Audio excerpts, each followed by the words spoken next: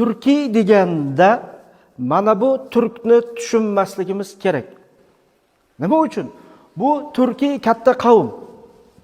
Bugungi kundagi 24 ta xalq mana shu Turkiyga mansub.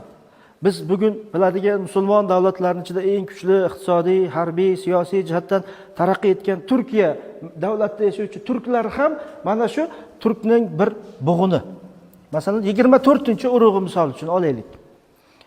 Aynan turklarning o'zi ham mana shu o'zbek xalqini, ya'ni bizning xalqimizni o'zining ota-bobosi sifatida biladi.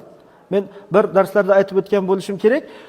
Turkiya prezidenti Rajab Tayyip Erdo'g'an kelgan vaqtida aytgan ediki, bizning ota-bobomiz aynan o'zbeklar, aynan O'zbekiston hududidan ko'chib borgan xalqlar deb turib. Haqiqatan ham to'g'ri. Siz mashhur Erto'g'rul serialini ko'rgansiz, to'g'rimi? O'sha yerda Erto'g'rul bitta jumlani ishlatadi. Biz O'g'uzlarning Kayi urug'idanmiz.